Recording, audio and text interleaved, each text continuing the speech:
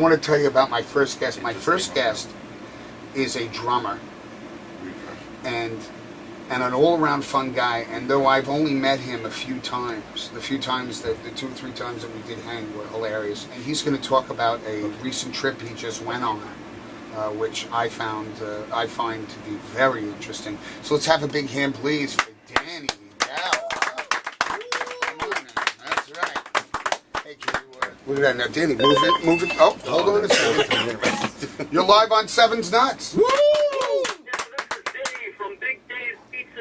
Out here in Melbourne Beach, Florida. On it. Oh, well, hey, Dave, how are you? I'm just actually about to start an interview with Danny Edell. Can you see the show? How's it sound? Is the audio better? Yeah, the audio's pretty good. All right, cool. How's the pizza tonight? Yeah, we got a party going on over here. We have a spinning party going on. A spinning party? The beer is flowing, the tap. Yes, what are you doing, lady? Do you want to go spinning with me? Yes, I'm going to beer pong. You have a very... We got young 23-year-old girls walking around barely dressed. Oh, really? What's that? I know what that has to do with pepperoni. Well, you could call in later and talk to my guest, but I want to begin my interview. But thank you for calling in, Big Dave, and I hope the pizza's hot. You got it. All right, Dan, you meatball. Oh, my God. 1, 2. Hey, let's get this audio going here. Make sure. So welcome to the show, man. It's a pleasure, man. Danny Edell. Good to be back. Yeah. It's good to be back. You ain't kidding. Excuse me there. Could I, let me get something. You want a drink, Dan? You know, we serve drinks here. At Oh, do you? Oh, whatever everyone else brings, and they put in the fridge. I'm good. I'll give you any of their shit. I'm good. So what's going on, man? Busy. Wow. Busy working. Playing Playing? hard. Yep. So now, I guess we've got to start at the beginning. You're an acquaintance of Mitch Diamond's. Yes. Right? You play... For quite a long time. Played with Mitch Diamond. Yeah, I played with Mitch Diamond, too. We've all played with him, played for him, played at him. I was at an open mic jam over there in Island Park, and I went up there and played some songs. What, at Carol's? Yeah. Carol's place. Yep. Wow. He fell in love with my drumming, and we started the Hip-Hop Tribute. I've seen you play. You hit the drums. I hit the drums pretty hard. Mm-hmm. You are like unholy. What I like about watching you play the drums is I could feel the dead turning every time you hit the drums. So very powerful, very emotional. I kick you right in the teeth. I go right for the throat. Don't get insulted. Okay. So when did you start playing? About 12 years old. You were 12? Yeah. What made you pick up the drums? Well, my parents was involved with the parties back in the day, you know, so they used to play a lot of Spanish music. Tito Puente stuff. Are you Spanish? Puerto Rican. Really? ¿Tu hablas español? Puertorriqueño, tío. Oh, sí. Puerto Rican. Hola. Here we go. Hola, un momento. Tú eres siete culos.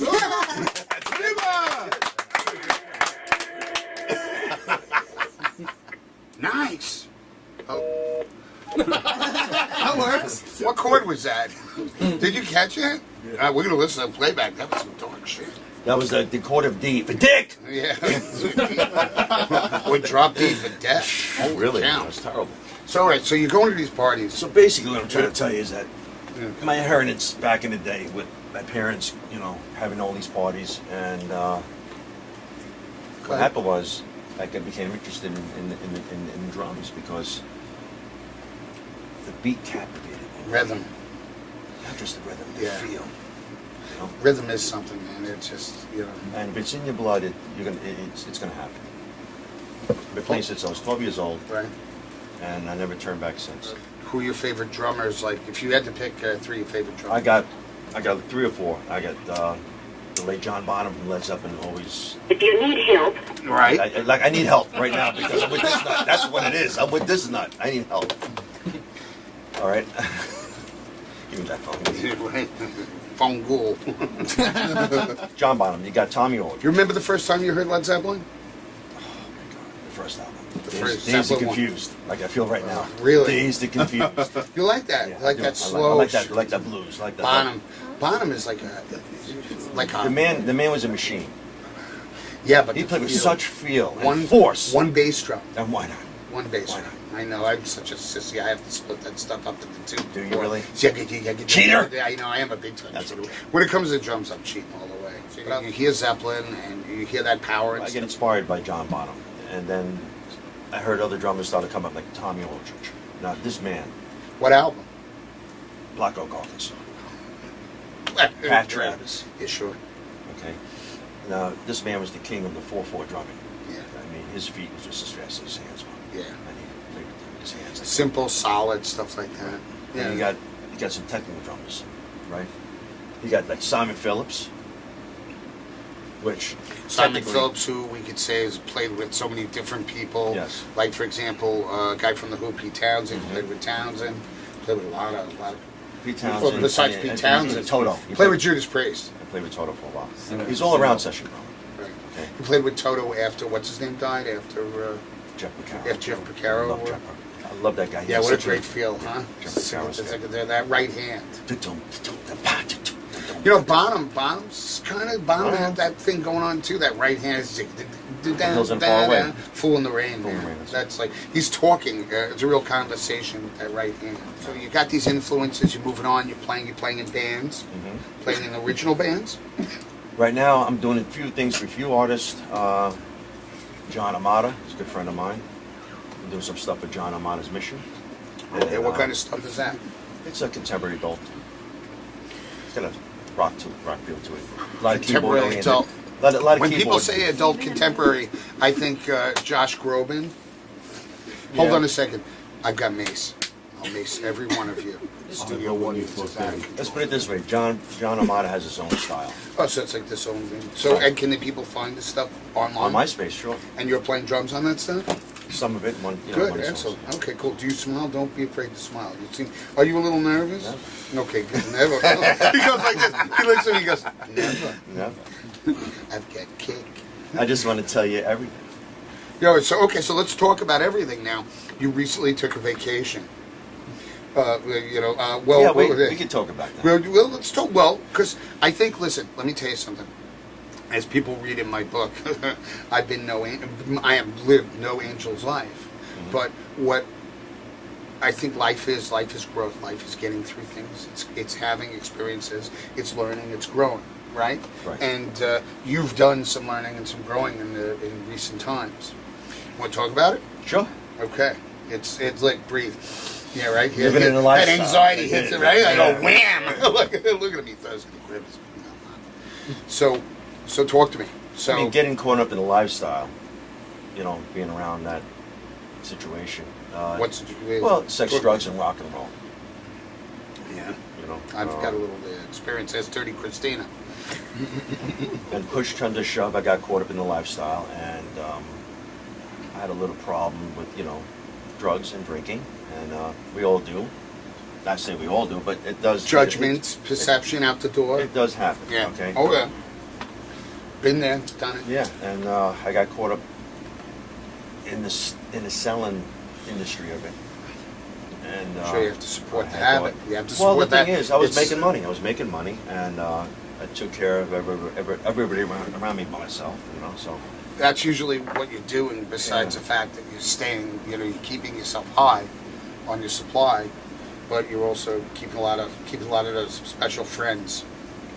I thought it was invincible. I thought it could be stopped. Talk about it. Like so you're in it. So you're using. Mhm. So when you say you're using, so you're using coke. You're using. What was it most? Alcohol and coke. A lot of Alcohol. Yeah, I was doing a lot of coke, and I needed the drink in order to level off that high. Molotov cocktail. Let me tell you something, man. I used to get so bad, I used to hide under the beds. Yeah. Put the towel under the bed. I used to be so locked and geeked up, I couldn't even touch my girlfriend. My Wow. ding-a-ling would go backwards. That's how bad it was. Wow. I'm telling you. Wow. And it got so bad, I thought that I could move on. Right. And push comes to shove, I got caught. I got caught, and So I got caught. you got caught dealing I got caught. Yeah. and using It was a buy and bust operation, and undercoats. no, it was a confidential form. It was So somebody you- who was yeah. a drug dealer who went bad himself. That's just the name of the game. That's So nature of the basically, beast. so he gets caught. Right. And do you mind? You okay with talking about this? Hell stuff? yeah, Okay, because good. you know why? It's out there. I'll put it out there because the game is no good. Well, I think part of the healing process, and for me, writing the book was to be able to tell people all this ridiculousness, and people saw me go through it, so my heart is with you on this, and believe me, I feel it. Thank you. I feel it, and I'm glad you're here, and that's the most important part. And I think that other people can definitely learn from this. I think there's a lot of value in people hearing this, and hearing not only why, but what the effects were of the, You know, deep down I was dying. You know, although I was making all this money, and I said to myself, when is this all going to end? So you're in it. So you're making a ton of money. Yeah. You're high. You're drinking. You're partying. There must be girls around you like Coke sluts everywhere. We're talking silicone, big personalities. Every which The way, hottest chicks. every which way but loose. You know Yeah. what I mean? And I was blinded, man. I was blinded. It got out of control. Yeah. All right, so I lived it, done it. Okay, had a good time. Had some bad times. Like I said, the times I was using, it was called an euphoria backlash. Okay. Explain. Well, what happens is you get high, you're not getting high. You're getting scared. Somebody peeking in the window. Paranoia. Schizophrenia. Ooh. Wow. Yeah. I still feel it today. I'm kidding. No, believe me. No. I mean, I'm believe me. I don't have to look at my shoulder no more. I have to look at my back anymore.